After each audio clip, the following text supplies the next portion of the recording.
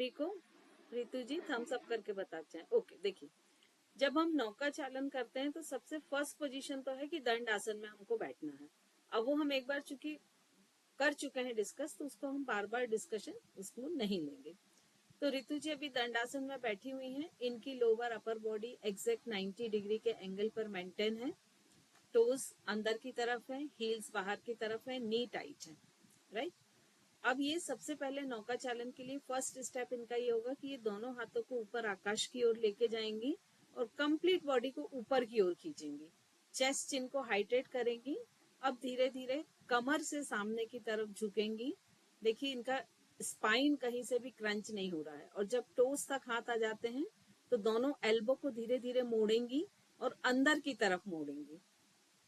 पीछे लेकर आए, पूरा अपर बॉडी मैक्सिमम पीछे, और फिर यहीं पीछे रहते हुए दोनों हाथों को ऊपर लेके जाएंगे और वापस आगे की तरफ आएंगे। ठीक है। अब इसमें जो मिस्टेक होती है वो क्या होती है? एक तो हम नाभि के यहाँ से झुकते हैं। दोनों हाथों को रितु जी ऊपर ढीला छोड़ें और नाभि से झुकें।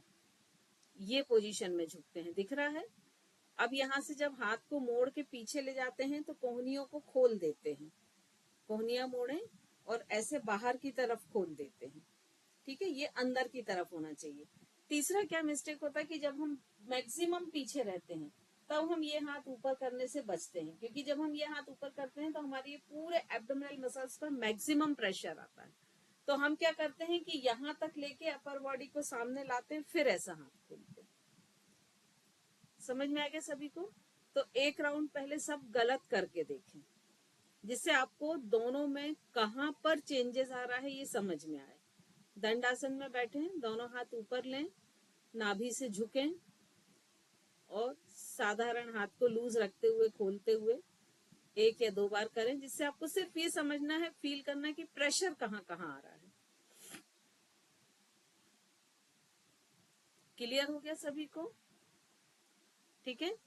अब इसके बाद हमको अपना परफेक्ट टेक्निक के साथ करना है। तो आप कोशिश करें कि मेरे इंस्ट्रक्शन के साथ करें, अलग से ना करें। मेरे इंस्ट्रक्शन के साथ साथ करें तो आपको एक परफेक्ट टेक्निक के साथ आप कर पाएंगे। सबसे पहले दंडासन की पोजीशन में बैठ जाएं।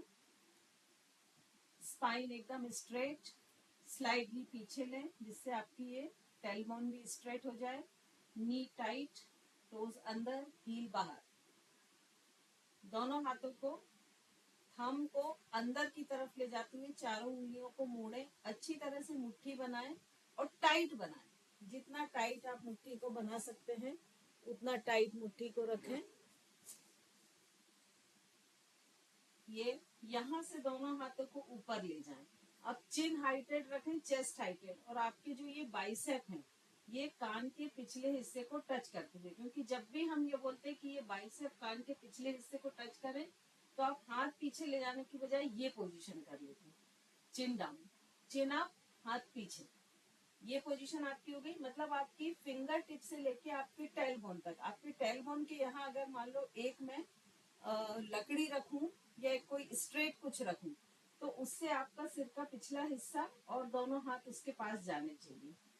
अब यहाँ से पूरा चेस्ट चिन को हाइटेड रखते हुए नीचे की तरफ आए, टोस तक आए, और फिर धीरे धीरे दोनों कोहनियों को मोड़ते हुए अपर बॉडी को पीछे ले जाएं, कोहनियां अंदर की तरफ, और यहीं से हाथ को सीधा कर लें और वापस लेकर जाएं। 5 राउंड इसी पोजीशन में करते जाएं।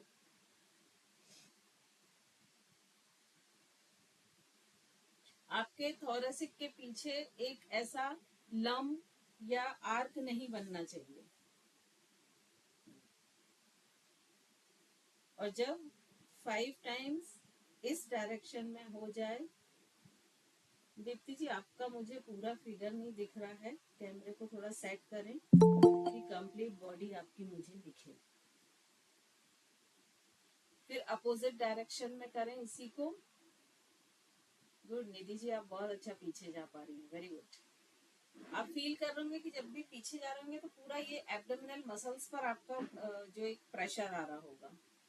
गुड दीप्ति जी, अब ठीक है। साक्षी जी का भी बहुत अच्छा हो रहा है, गुड। श्वेता, नी और टाइट रखो। श्वेता जबलपुर, नी और थोड़ा सा टाइट रखने की कोशिश करो।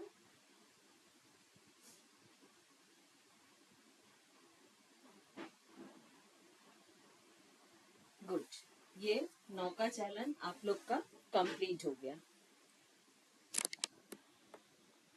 सभी के लिए ये समझ में आ गया? थम्स अप करके बस बता दें। ओके, अब हम आते हैं, इससे हमने वार्म अप कर लिया है।